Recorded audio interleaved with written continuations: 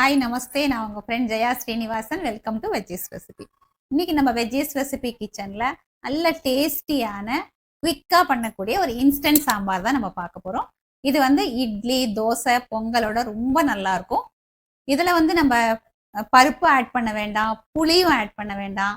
அப்புறம் வந்து அந்த திக்னஸ்க்காக வந்து பொட்டுக்கடலை மாவு இல்லை கடலை மாவு இதெல்லாம் எதுவுமே சேர்க்க வேண்டாம்.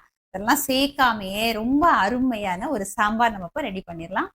ஒரு சைடு நம்ம இட்லிக்கு வச்சுட்டு அந்த இட்லி வேகிறதுக்குள்ளேயே இன்னொரு ஸ்டவ்ல வந்து நம்ம சாம்பார் பண்ணிடலாம். அந்த அளவுக்கு குவிக் ஆகிடும். ஃபர்ஸ்ட் டைம் சேனல்ல பாக்குறீங்கன்னா ப்ளீஸ் சப்ஸ்கிரைப் பண்ணுங்க, பெல் ஐக்கானை கிளிக் பண்ணி ஆல் ஆப்ஷன் கொடுத்துட்டீங்கன்னா நான் போடக்கூடிய எல்லா வீடியோஸும் குவிக்கா வந்து ரீச் ஆகும். வாங்க ஈஸியா எப்படி பண்றதுன்னு பார்க்கலாம். இன்ஸ்டன்ட் சாம்பாரை இட்லியோட சர்வ் பண்ணிடலாம். இந்த மாதிரி நல்லா போட்டு இட்லியில் நல்லா சாம்பார் ஊற வச்சு சாப்பிட்டோம்னா ரொம்ப நல்லா இருக்கும்.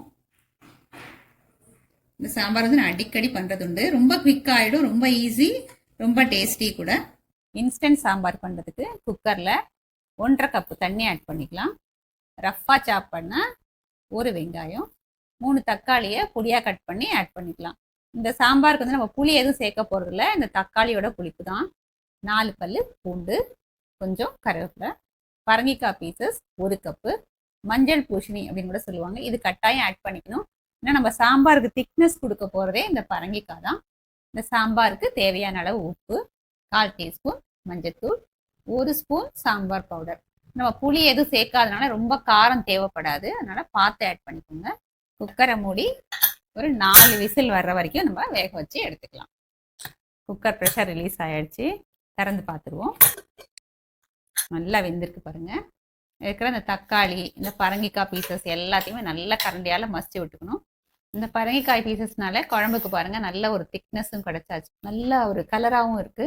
நமக்கு திக்னஸ்க்காக பொட்டுக்கடலை பவுடரோ இல்லை கடலை மாவு இந்த மாதிரி எதுவுமே நம்ம ஆட் பண்ண வேண்டிய அவசியமே இருக்காது. நல்லா மசிச்சாச்சு. இப்போ நம்ம சாம்பாருக்கு தாளிச்சிடலாம். சாம்பாருக்கு தாளிக்கிறதுக்கு ஒரு கடாய் வச்சிருக்கேன். அதில் ஒரு டேபிள் ஸ்பூன் ஆயில் ஆட் பண்ணிக்கலாம். எண்ணெய் சூடானதும் 1/2 டீஸ்பூன் வெந்தயம், 1 டீஸ்பூன் கடுகு ஆட் பண்ணிக்கலாம். கடுகு நல்லா வெடிச்சதும் 2 பச்சை மிளகாயை லேசாக கீரி ஆட் பண்ணிவிடுங்க. ஒரு 7-8 சின்ன வெங்காயம், கொஞ்சம் கருவேப்பிலை.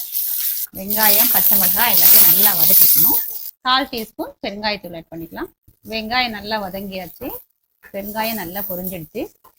நம்ம மசிச்சு வச்சுருக்கோம் இல்லையா பரங்கிக்காய், தக்காளி எல்லாமே இதை ஆட் பண்ணிக்கணும். இதை எல்லாத்தையும் நல்லா மிக்ஸ் பண்ணிவிட்டு இது ஒரு கொதி வந்தால் போதும்.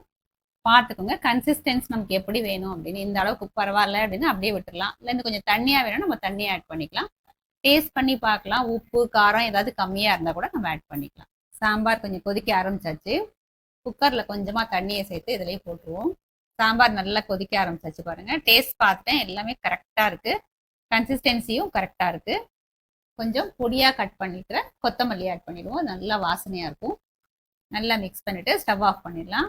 குவிக்காக பருப்பே போடாமல் புளியும் சேர்க்காம சூப்பரான ஒரு சாம்பார் நமக்கு இட்லி, தோசைக்கு, பொங்கல் எல்லாத்துக்குமே ரொம்ப நல்லாயிருக்கும். இப்போ நம்ம சர்விங் பவுலுக்கு மாற்றிக்கலாம். டேஸ்டியான இன்ஸ்டன்ட் சாம்பார் சர்விங்க்கு ரெடி. நம்ம இன்ஸ்டன்ட் சாம்பாரை இட்லியோட டேஸ்ட் பண்ணி பார்க்கலாம். டேஸ்ட் பண்ணி பார்த்துட்டு எப்படி இருக்குன்னு சொல்கிறேன். இப்படி ஒரு சாம்பார் இருந்தால் ஒரு 2 இட்லி எக்ஸ்ட்ராவே சாப்பிடலாம், அந்த அளவுக்கு டேஸ்ட்டாக இருக்குது. அப்படியே இட்லி வந்து அப்படியே சாம்பாரில் ஊறி சாப்பிடும்போது ரொம்ப நல்லா இருக்கு. கண்டிப்பாக நீங்கள் இந்த ரெசிபியை ட்ரை பண்ணி பாருங்கள். எப்படி இருந்தாலும் கமெண்ட்டை சொல்லுங்கள், லைக் பண்ணுங்கள், உங்கள் ஃப்ரெண்ட்ஸ் அண்ட் ஃபேமிலியோட ஷேர் பண்ணுங்கள். புது ரெசிபியோட நாளைக்கு நான் உங்களை மீட் பண்ணுறேன். தேங்க்ஸ் ஃபார் வாட்சிங்.